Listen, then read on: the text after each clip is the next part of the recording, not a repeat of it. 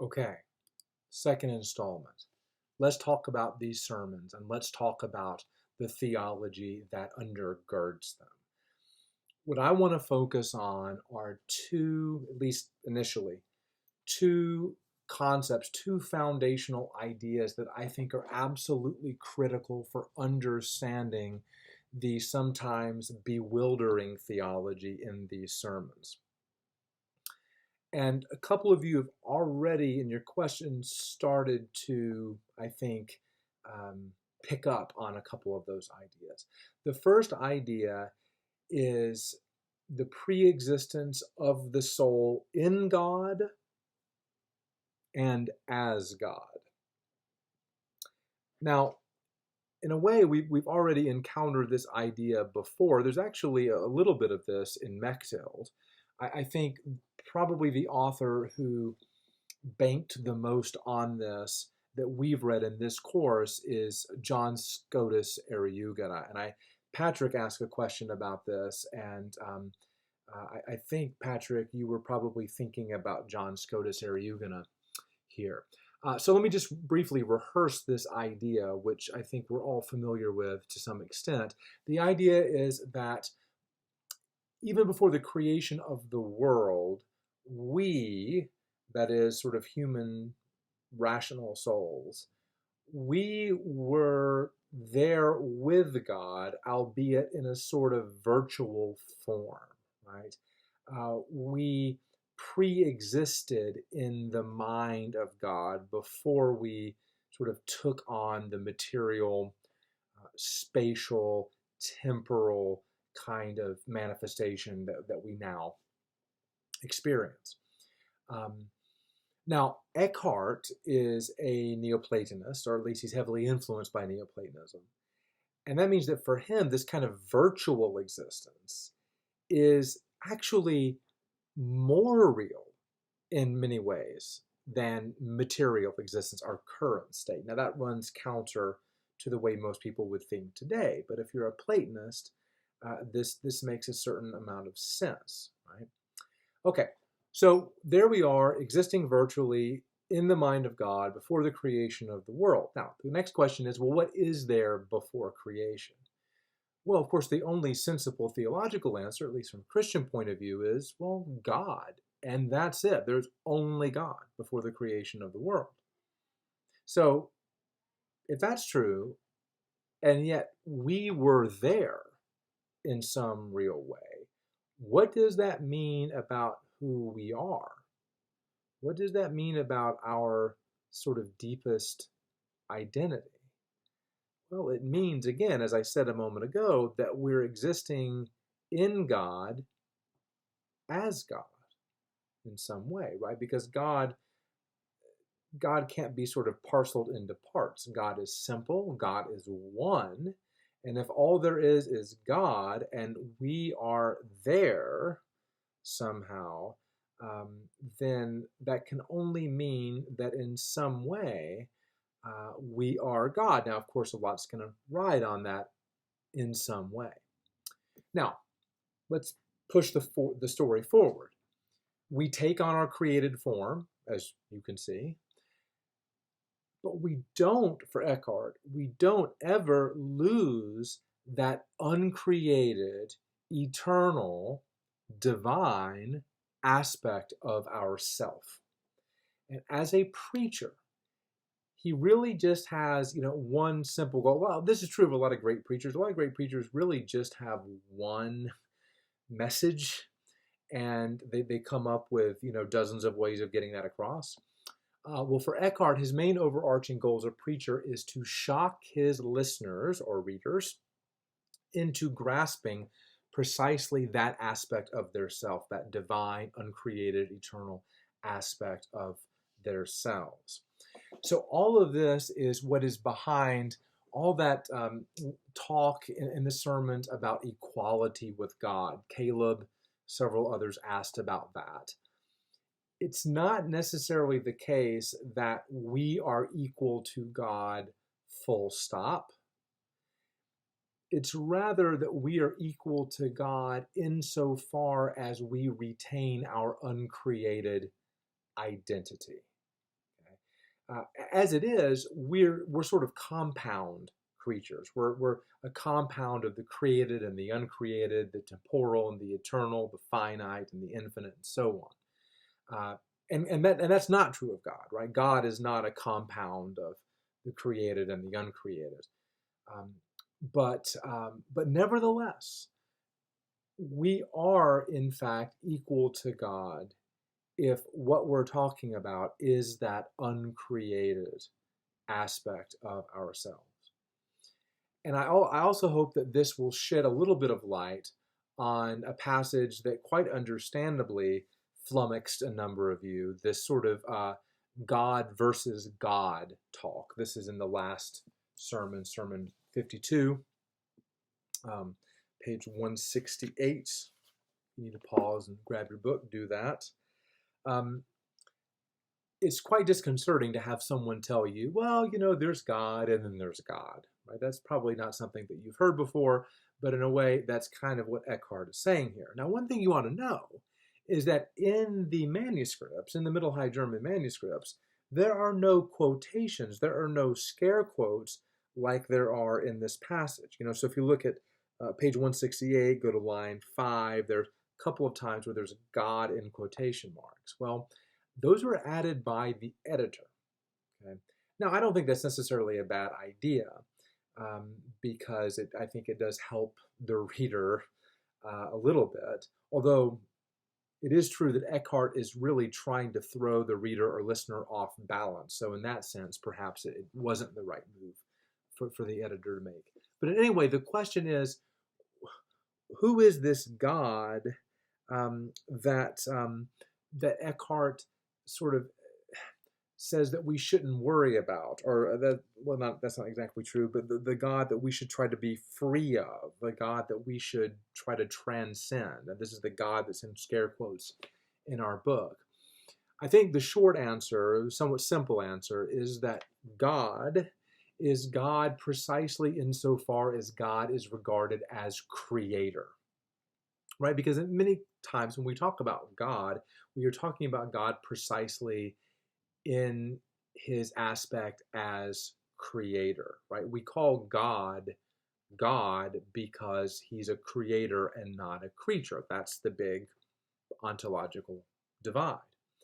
But Eckhart's point is that God's true, ultimate, deepest identity is deeper than his identity as creator, because after all, God has not always been creator, right? There was a time when there was only God. And yes, I know there was a time that in itself is somewhat problematic, but we'll just leave that to the side. And he says this, if you look there again on that line 5, he's pretty clear about this. But when I went out from my own free will and received my created being, then I had a God. For before there were any creatures, notice he does use that before language. Before there were any creatures, God was not God, but he was what he was. We only need to talk about God when there's something in addition to and in distinction from God. Before there are creatures, God is not God in the sense of creator or lord of creatures. God is simply all there is, right? And of course, at that same time, right, before there's any creation, before God is God, well, we were there as well, right? So he's trying to shock us, startle us into the realization that we are rooted and grounded in God prior to creation. And because there's nothing but God prior to creation, that we have a truly divine identity as well. All right, so that's the first sort of foundational concept that I think you really need to see and grasp before you can make sense of these sermons. The second concept is that of flowing out and breaking through. Okay, and he does use those phrases, but not a lot in these sermons. Flowing out, breaking through. Bernard Begin has described his metaphysics, metaphysics being sort of his comprehensive picture of reality. He has described Eckhart's metaphysics as a metaphysics of flow. And I was glad to see that Anne noticed this language of flowing, which does show up in our reading, and which parallels with Mechthild, who obviously had this concept of flow at the center of her theology as well. And I will say that scholars think that it is possible and maybe even probable that Eckhart actually read Mechthild and was influenced by her. So I knew you would want to know about that. Okay, so what's this flowing out, breaking through? What's this all about? Well, I mentioned a moment ago that in many ways Eckhart thinks like a Neoplatonist.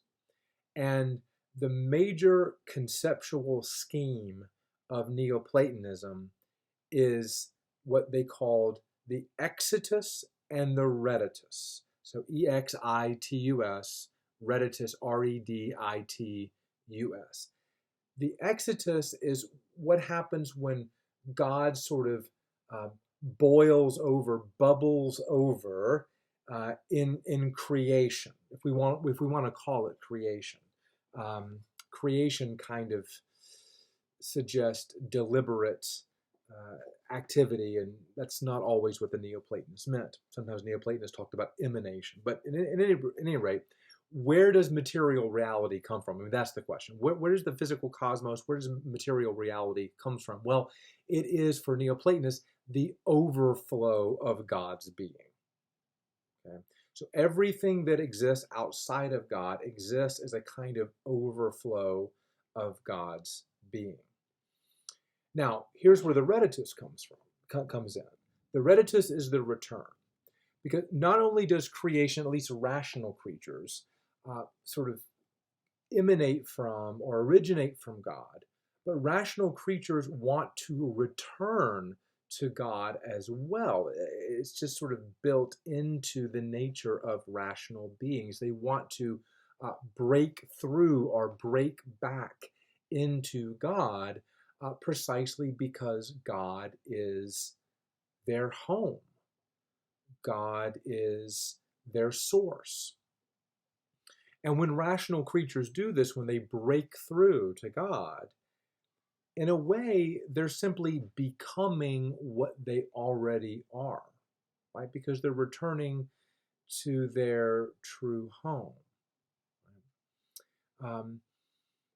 Now, he talks, I think, in one of these sermons and in several others of his sermons about this sort of spark that's within the human person.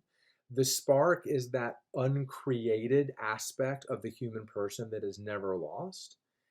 And when we break through back to God, that happens when we realize that that spark is our true identity. It is, in the deepest sense, who we really are. Okay, so that breakthrough takes place when we grasp that truth, when we make that truth our own, the truth of our not just divine home, but divine identity. Now, that leads me to the next point I want to address. So I've covered the two basic foundational ideas: pre-existence of the soul in God and as God, and the flowing out and breaking through of the soul. Well, in light of what I just said, the question has to be raised: is Eckhart a flaming heretic? Okay. We know what Pope John the 22nd thought, but that's just one guy. Was he a heretic? I think you probably know that is not a question that I can in any definitive or adequate way answer, and it's in many ways not my place to answer that question. I will say a couple of things about this, though. First, yes, there is a strong possibility, if not probability, that certain of Eckhart's ideas were heretical. Now, that does not necessarily mean that those ideas poison everything else. So I want to make that clear. I also want to make it clear that if Eckhart was in the end a heretic, it was not by intention. He was not intentionally going against the teaching of the church. He was, in fact, trying to think through the implications of the Christian metaphysical scheme. I don't think that heresy was ever the goal. But you can't get around the fact that compared to really all of the authors that we've read so far in this course, Eckhart really distinguishes himself for being quite radical. Several of you sort of drew some comparisons between Eckhart and Bernard. I believe Mandy and Colby both did that. I'm glad that you did, because I think a comparison between Bernard and Eckhart can be quite telling. Now, as again Mandy and Colby noted, there's a couple of interesting parallels here between Bernard and Eckhart. They're both interested in theosis, and they both use the same analogy to illustrate theosis, namely the analogy of fire. What I would like to point out is that what they do is they use that analogy very differently, and they come to very different conclusions about the nature of theosis. Bernard, remember, he talks about sort of like a red-hot iron, thrust into a fire, so that the iron seems to be indistinguishable from fire. But of course, that is a very important qualification. The iron doesn't actually become the fire, or vice versa, but rather they are apparently indistinguishable from one another. So there is still distinction. Important, right? Secondly, even though he's describing a theosis, he's not literally describing the process of someone becoming God. He's describing what we might call the theosis of will. Our will, the human will, is melted down and poured into the mold of God's will. So it's a theosis of will rather than a theosis of being or nature. Meister Eckhart, on the other hand, does something different with the fire analogy. What he's interested in is how the fire utterly consumes objects and turns them into fire. We just had a little backyard bonfire and made s'mores. And, you throw the newspaper in the fire, and the newspaper, at some point ceases to be newspaper and becomes fire. So we're not really talking about will, a theosis of will here anymore. We're talking about a kind of theosis of being. Okay. Now, again, does this mean that for Meister Eckhart, we are God or become God, period, with no qualification? I don't think so, but many would argue, and for good reason, that Eckhart doesn't quite adequately explain why we're not God, full stop. On the heresy question, let me address one other question that was posed. Very good question asked by Kirk, and I was hoping that somebody would ask this. The question being, and I'm sorry, Kirk, if I'm crudely paraphrasing your question, but the question is Meister Eckhart a Gnostic? The reason why that's such a good question is because we can find definite Gnostic propensities in his thinking. Now, I apologize if you didn't have Church History 1. This may fly over your head, and that's okay. But there are some definite Gnostic characteristics that come through even in just these 3 sermons that we read. First, he is an esoteric thinker. What I mean by that is that he is frank about the fact that not everybody will be able to understand his teaching. It's not for everybody, and that's okay, right? It is for a kind of select small group. And that's what it means to be esoteric. Perhaps even more significantly, in these sermons and elsewhere in his corpus, Eckhart talks about salvation as largely a matter of knowledge, and that's what the word gnosis means, right? But again, gnosis isn't just any kind of knowledge, it's like enlightenment. And that, in many ways, seems to be what Meister Eckhart is talking about here, right? This sort of moment of epiphany, this moment where we grasp our true identity. Okay, and for him, in many ways, that seems to be salvation. A third Gnostic affinity is his handling of Scripture, which is almost always highly allegorical. And of course, allegorical interpretation of Scripture does not imply Gnosticism. But if you have taken Church History 1, you may remember that one hallmark of Gnosticism was a kind of perverse approach to the Bible in which you often try to sort of make the Bible say the opposite of what it seems to be saying. And I'll give you a classic example of this. This is not in our reading, but this is very famous. In several of his sermons, he talks about Martha and Mary, sisters of Lazarus. And Eckhart notoriously says that Martha is superior. Martha is the one to imitate, not Mary. Now, of course, that is diametrically opposed to what Jesus actually says in the Gospels, which is that Mary took the better part. And so the very fact that he's willing to sort of take these rather outrageous exegetical stances gives his work a little bit of a Gnostic flavor. All of that said, in the end, I don't think it's accurate to label him a Gnostic for one main reason, and that is that he is not a dualist. He is not a cosmic dualist. He is not a dualist in the sense of opposing body and soul. That was sort of the common denominator of ancient Gnosticism, which is that matter and spirit are opposed to one another. And on a sort of more cosmic level, there are two gods, two deities. There's the creator of the material cosmos, and there is the true God, the high God, and they are opposed to one another.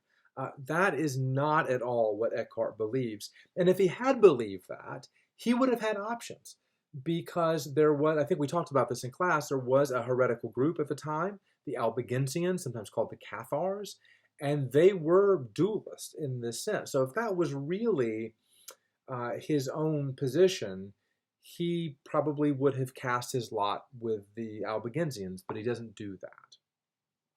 Okay, I want to conclude by making a few comments about the kind of spirituality or the kind of mysticism that Eckhart is promoting in both these sermons and in many of his other works as well. First, I'd like to say that this is a radically apophatic mysticism, and I was very glad to see that Andrea sort of noted that, asked about, or at least mentioned Dennis the Areopagite. And I think that even though in many ways they are very different theologians, Dennis and Eckhart have a lot of really important similarities. They both ultimately promote a mysticism of unknowing, right? So that you really only reach a kind of spiritual enlightenment when you turn off the light, right? When you stop attempting to grasp God in the nets of your intellect. So I think this explains why Eckhart uses some of the rather kind of outrageous and bold rhetorical devices that he does. As Bernard McGinn says, what Eckhart is engaging in is a kind of homiletical shock therapy. he's not really trying to, impart or convey knowledge. He is trying to use language in an intentionally shocking way to bring home the limitations of our language with respect to God, and to induce a kind of moment of enlightenment, a ray of darkness, as it were.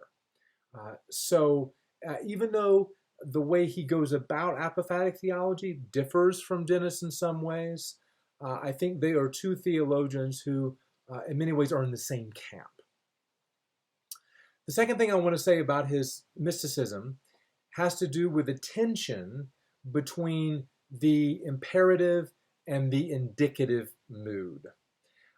We've read several mystics already. I think one really good example, or a couple of good examples, would be Bernard and Bonaventure, who are writing to sort of help people along in their mystical journey by kind of giving them a program and giving them a sort of set of exercises to practice. Do this, think about that, think about this other thing. So that's that kind of imperative mood. And there's some of this in Eckhart, right? So, we must detach ourselves, we must empty ourselves, and all that sort of thing. But I think the strongest mood in Eckhart's sermons is not the imperative, but rather the indicative. And what do I mean by that is that, sorry, my computer was doing strange things. There's a thunderstorm going on, so I hope this doesn't cut off. What he's saying is, look, you don't have to do anything really, because you are already with God, and in some sense at least are already God. Okay? And so if you try to do something to reach God, then you've already failed. Okay? Because you've assumed that you're somehow distant from God, that you somehow need to get closer to God. But if that's your mentality, then all that shows is that you have not grasped the essential truth that he wants to bring home, okay? Which is that God is not outside of ourselves, but God is within in some very real sense. And this is why, this is another sort of notorious aspect of his theology. He actually prefers the active life to the contemplative life. Now, this was a big debate in medieval theology. What's better, the active life, so the life of preaching, the life of pastoral care, the life of works of mercy and charity, or the contemplative life, the life of silence, the life of solitude, the life of prayer, the life of meditation on Scripture. And for the vast majority of medieval theologians, the answer is clearly the contemplative life. The contemplative life is better. And Mary, sister of Martha, was seen as sort of the paragon of the contemplative life. But Eckhart says no. The problem with contemplation is that too often contemplation becomes a way of seeking God, and seeking God is predicated on the idea that we're somehow distant or estranged from God. And that, of course, is not the case at all. Whereas if we actually grasp our union with God, our divine identity, we can then simply go about our lives and embrace our own mundane, ordinary existence. We can sort of give up on seeking God because we now know that we don't have to do that. Right? And I think that needs to be kept in mind when you come to those passages, and Colby and Ellie both asked about these passages that seem to, in an almost self-hating manner, talk about self-annihilation and self-abandonment. I think really what he's talking about there is abandoning this idea of seeking God, or abandoning this idea that sort of God is over there and I'm over here, and somehow we have to bridge the gap. There is no gap. Okay? What needs to be abandoned and annihilated is not our bodies or our physical needs or any of that. What needs to be abandoned and annihilated is our attachment to a false identity that tells us that we are distinct and separate from God. And here, actually, I think there's a really interesting parallel with Mechthild, and this is a passage that we did touch on in class, I believe. This is on page 53 if you want to look it up. She says at one point, I think relieving my most basic need, so that could be, eating a bowl of soup, going to the bathroom, whatever. I think relieving my most basic need counts as much in God's sight as if I were in the highest state of contemplation that a human being can attain. I think Meister Eckhart would absolutely co-sign that statement. And in fact, like I said before, it's possible that Mechthild's thinking on this particular matter influenced Eckhart's own way of thinking. Now, very last thing I want to touch on are what might appear to be missing elements in his spirituality. Let's start with the biggie. Where's Christ? Where is Jesus in Eckhart's spirituality? Now, of course, we're taking a very small sample of his writings, but these are writings that I think are in many ways representative of his thinking. And you might have been a little bit taken aback by the relative paucity of talk about Christ. Now, I want to point out a question that Andrea asked, a question that I think needs to be addressed. There's a passage where Andrea asks, is he talking about Christ here, or is he talking about the human person? There's a real ambiguity. And I think that that's an intentional ambiguity. The key to our own identity for Meister Eckhart is Christ. Even more specifically, it's Chalcedonian Christology. Remember, Chalcedonian Christology is the idea that Christ is at one and the same time fully and authentically human and fully and authentically divine. That means at one and the same time, Christ is infinite and finite, eternal and temporal, divine and human. Okay? And even though I'm not suggesting that for Eckhart there's nothing special about Christ, I do think that for him the identity of Christ is the key to our own identity. So Christ is not missing in his spirituality. Christ is, in a way, everywhere, but not in the way we might expect. And I should point out that, in the late Middle Ages, and this explosion of spiritual theology that I mentioned earlier, one of the most common characteristics of late medieval spirituality is a kind of fixation on the crucified Christ, reflection on the passion and death of Jesus. And there's very little of that at Eckhart. So that is one way in which Eckhart is sort of out of step with his own time. And the very last thing that is missing here, and I think missing quite deliberately, is reflection, or at least explicit reflection, on Eckhart's own spiritual experience.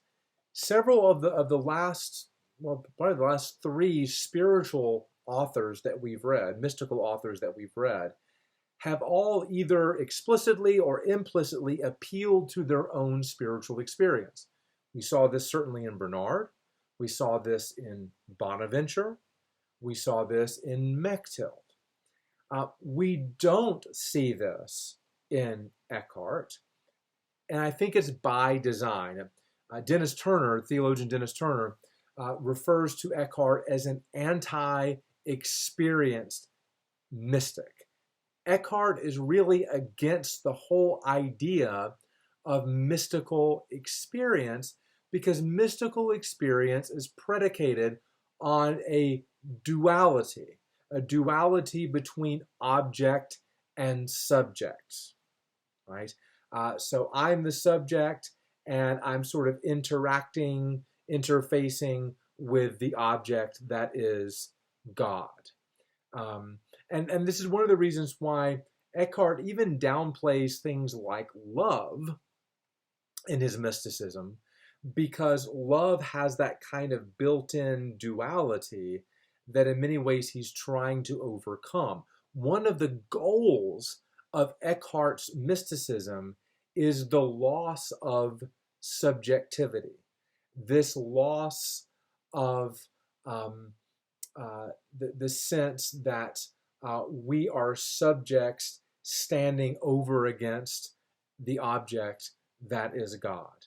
Okay, so again, this makes him out of step with his own time because in so many of the mystical writings of the late Middle Ages, there's reflections on visions and all kinds of things. You know, people going on at great length about their own spiritual experiences, and Eckhart thinks that that is totally misguided, totally wrong-headed.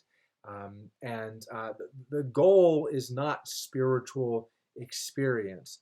The goal is becoming what we are and then getting on with our lives. All right, I'm going to end this before I lose power and lose the lecture.